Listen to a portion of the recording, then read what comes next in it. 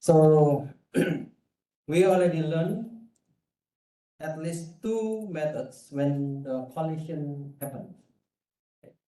The first method is separate chaining, and then the second method is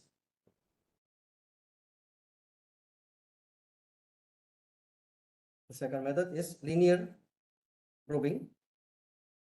Okay, and we are going to learn the third method, which is double hashing. So double hashing, we will use a secondary hash function. So we have primary hash function, we have secondary hash function, and it will handle the collision by placing an item in the first available cells of the series.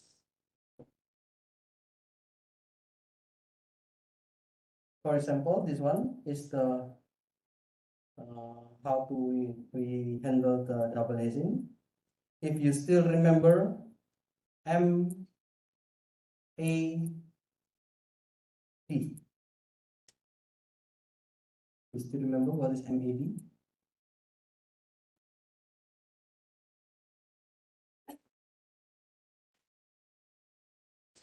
Multiply, add, and divide.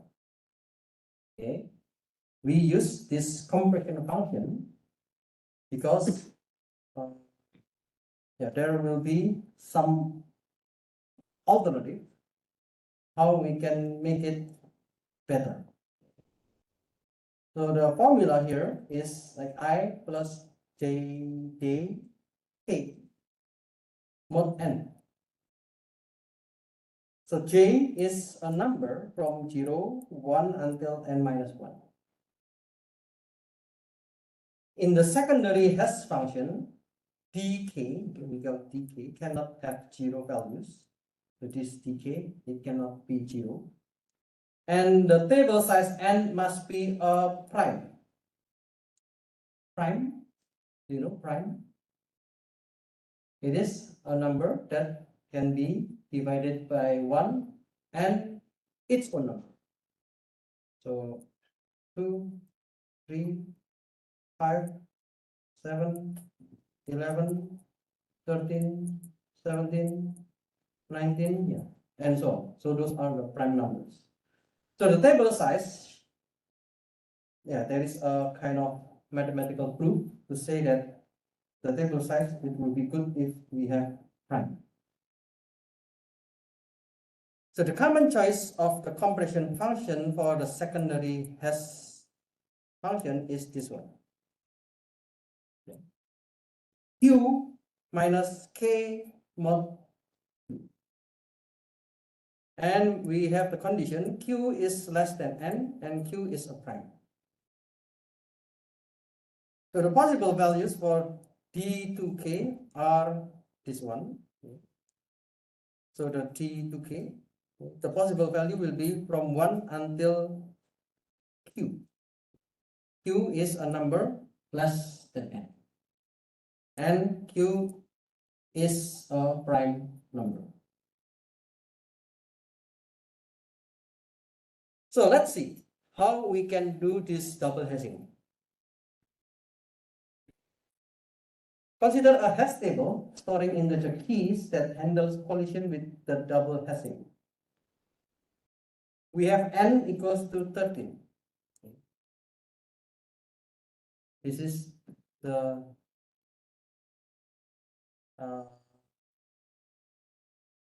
array with the size of 13. It starts from 0 until 12. And then we have xk is k mod 13 because the size is 30. And then we have dk. Okay, so we can define our double hashing function. Double hash function is this one. 7 minus k mod 7. So in this case, q equals to 7. Now I would like to insert the key 18, 41, 22, 44, 59, 32, 31, and 73. Now, we will check this one by one. So I already give this one. Now let's see. When k equals to 18, what is the HK? HK is k mod 30, and it is 5. And then dk, we have 7 minus k mod 7.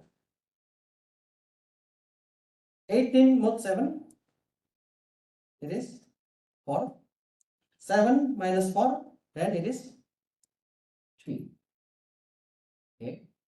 So we have HK is 5 and we have DK is 3. For the probes, we will put into the 5 because 5 is still empty. So we put 18 here. And then let's check 41. 41, we have the HK, 41 mod 13, it is 2. And then 41 mod 7, and then 7 minus the 41 mod 7, then the result is 1. Okay, so you can check whether. And first we will check the primary test function. 2. Is 2 available? Okay, yes. Then let's put 2. Next 22. So we have HK, it is 9, and we have DK, it is 6. So we will check the primary verse. 9 is empty. Okay, we put 22 here. Oh, we put 41 here. And then 44. 44, with the HK, with this formula, we get 5. And then with this DK, we get 5. What does it mean? I want to put it into 5, but 5 already has an item, 80. And let's use the decay. And how can we use the decay? We use the formula I plus j multiplied by the decay. Okay. So the j is from 0, 1 until n minus 1. It means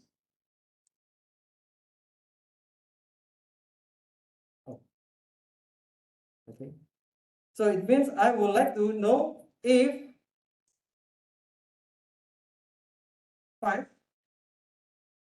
when the first one I plus j decay. So when j equals to 0, then it's just I plus 0 multiplied by 5, then it is 0. Then yeah, I is this one, then 5 plus 0, yeah, 5. But when this one already have an item 18, we can make the j now becomes 1. So 1 multiplied by the decay. 1 multiplied by the decay, what is it? 5. So it means I will have 5 plus 1 multiplied by 5. It means we have the value 10. Let's check the element in the index 10 because it is still empty. So we put 44 here. So before we have 18, and then we have 41, and then we have 22 here, and we have 44 here. Now let's move on 59. In 59, we have HK is 7, and then we have the DK is 4. Let's check 7. Is 7 empty? Yes. So we put 59. Let's check 32. 32, we have HK is 6, we have DK is 3. Okay, what about 6? Is it empty? Yes, it's empty. So we put 32 here.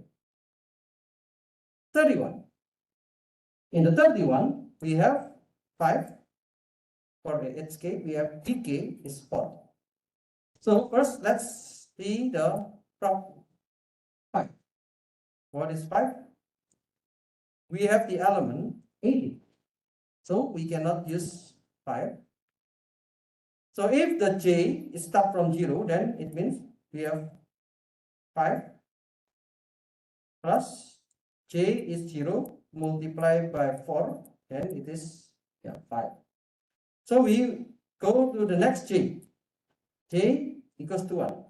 Then 5 plus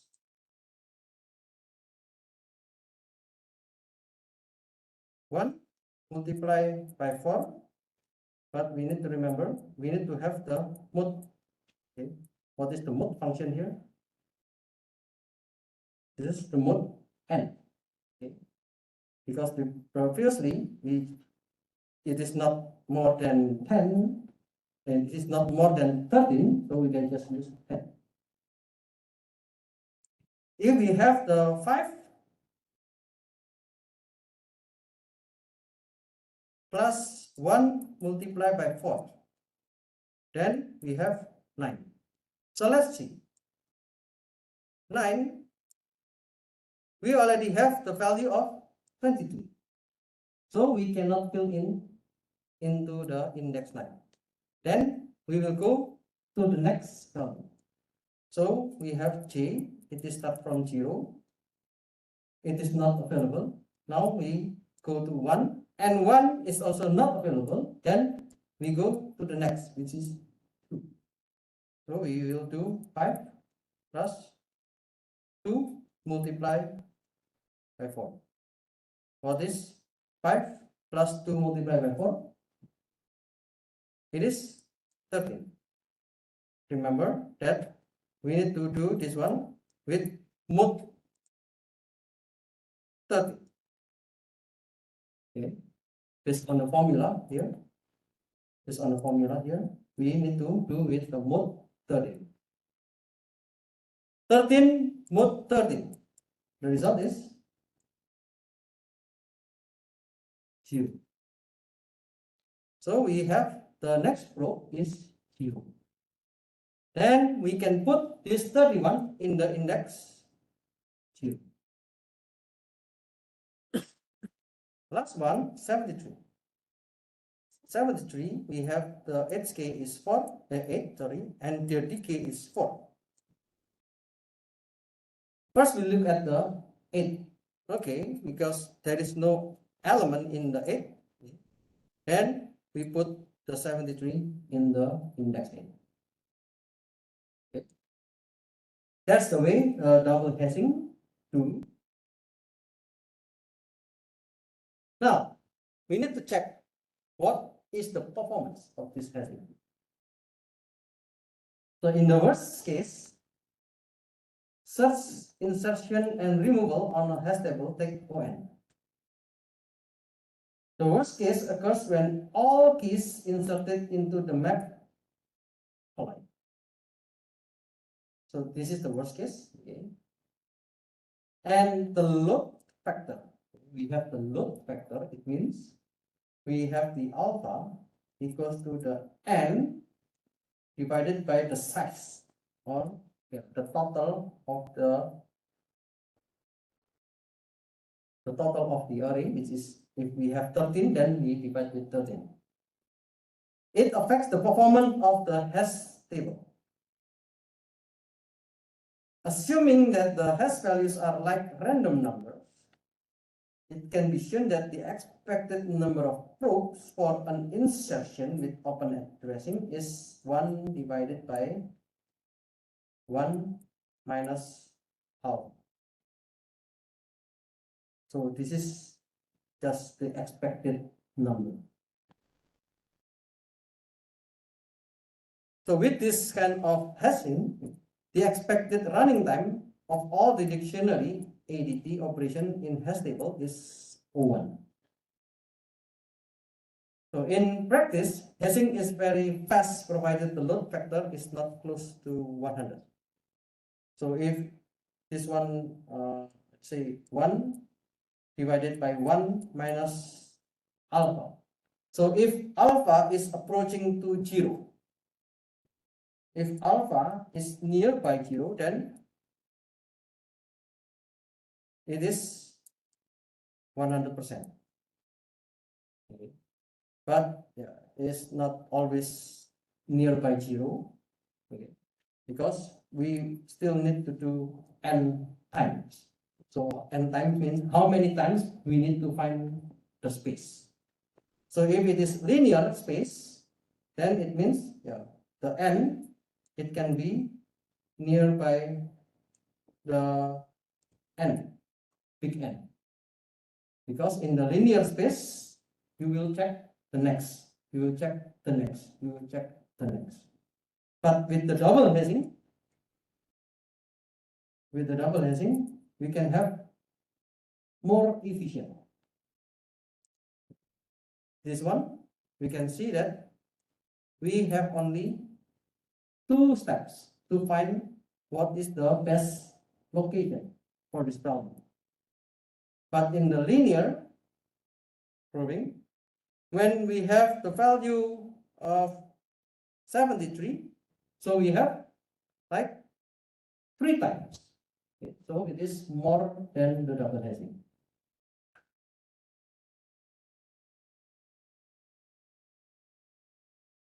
There are many applications of the hash table. So if you have the small database, it is very efficient. And then the compilers. Okay. So in the compilers, usually they use this hash table, and the browser cache. If you browse the internet, they have the specific location in your memory. So they will just put where you search on the internet, and then they put those items in the specific memory in the limited space. And if you know about the blockchain, so they also use this simple hashing. Okay. So that's all about the hash and map. So the next method that I want to explain is about the graph.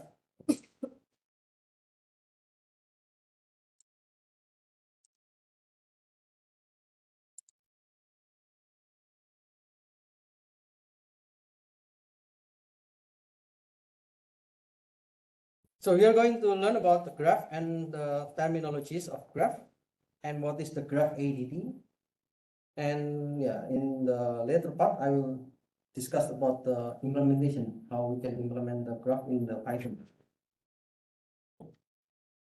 So let's see if we have a graph. What is a graph? A graph is a pair of V and E. We call it is a set of nodes. Sometimes we call it vertices. That's why we call it V. E is a collection of pairs of vertices. So a collection of pairs of vertices. So it means we have V1, V2. So it is pair. We call it this is edges. Vertices and edges are positions and stores elements. If you still remember the positional list, so we can use that kind of position list, or there are many ways to store this graph. So for example, in this graph, it is transportation. So a vertex represent an airport. So let's say this HNL. HNL is the Honolulu. SFO, it is the San Francisco. So it starts the 3-letter airport code. An H represent a flight route between 2 airports and stores the mileage of the group. Because I know there is an X from H and L to LAX. LAX is Los Angeles. Then, okay, there is a flight from Honolulu to Los Angeles, and the mileage is 2,555.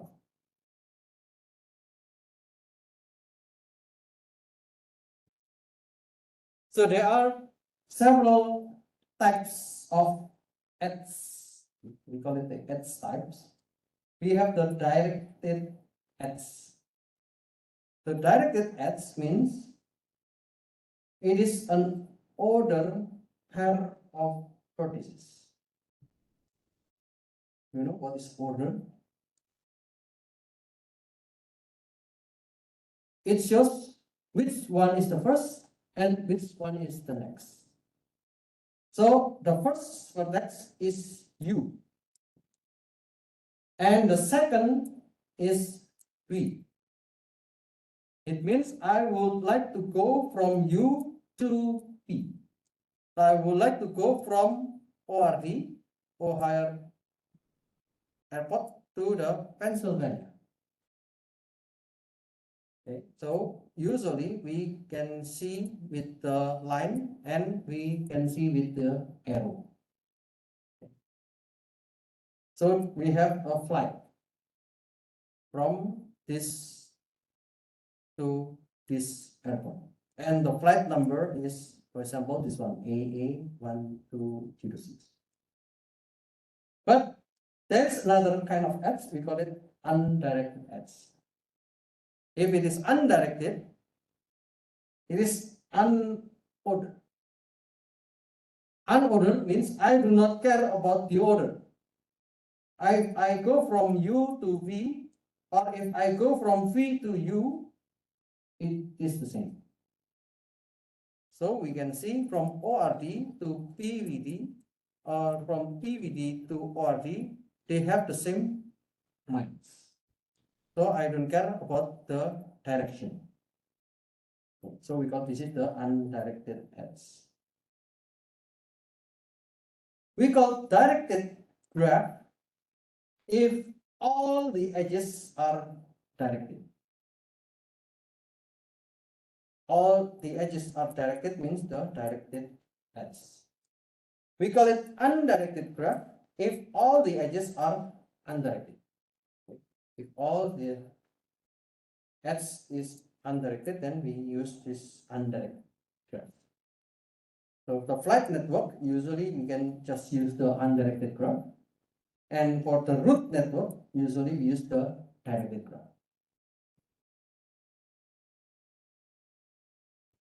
Okay, so these are some applications. Okay.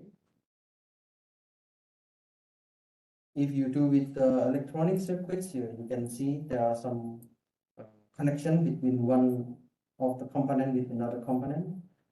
I think in the domain of industrial engineering, we can see the highway network or flight network.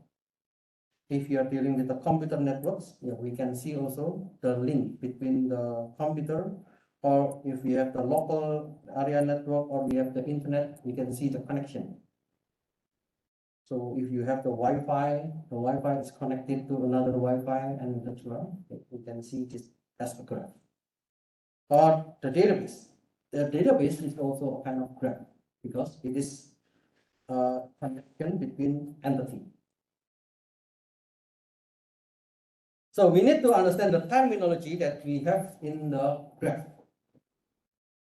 In the graph, we have the end vertices or end point. End of the vertices of an X. Let's say I have A. It means U and V are the endpoints of A. Edges incident on a vertex.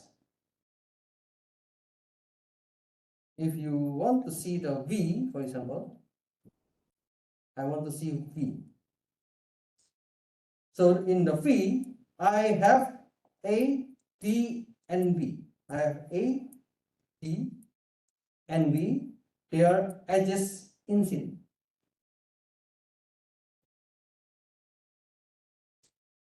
We can also have another terminology, adjacent vertices. Adjacent means the vertex or the vertices that is connected by the x. So U and V are adjacent. So what is another adjacent vertices?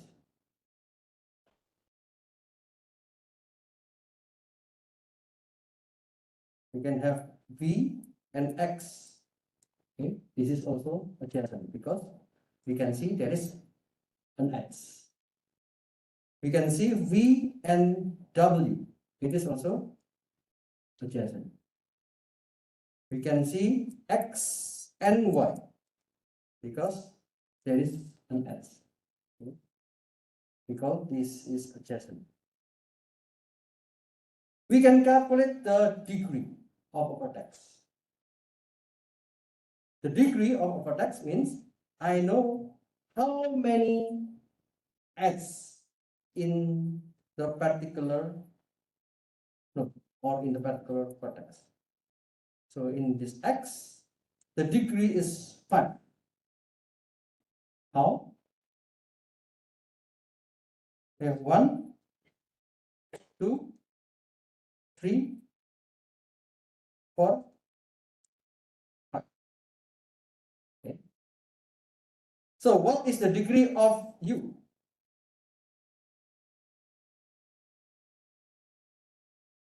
The degree of u is 1, 2. Then we have 2. What is the degree of v? 1, 2. There can be parallel edges.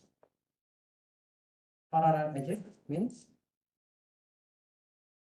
it shows the edge to the same vertex. So H and I are parallel edges. And then we can have also self loop. Self loop is, like, for example, chain. It is a self loop.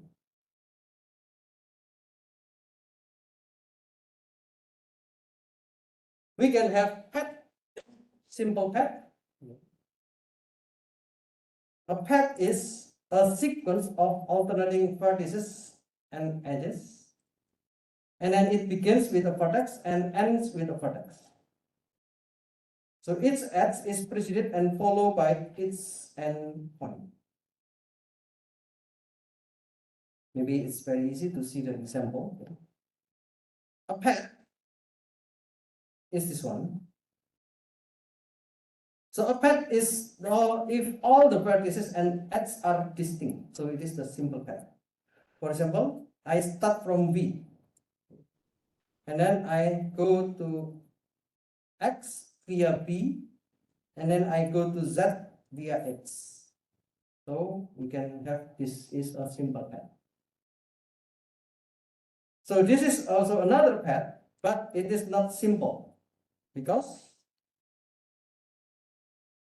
when I want to go from U and then I go to W, I visited C, and then I go to X via E, and then I go to Y via G, and then I go back to W via F, and then I go back to V via, I go to V via D. If you look at this one, W and W. So the node or the vertex is not distinct. Do you know distinct? Distinct is unique. Okay. Because this path is not unique, then it is not simple, or we call just path. So a path is something we start from node and we finish in another node. So if you do with the shortest path, Okay, so we call this is the hat. Okay, so I think I will stop here because I prepare one learning check for you.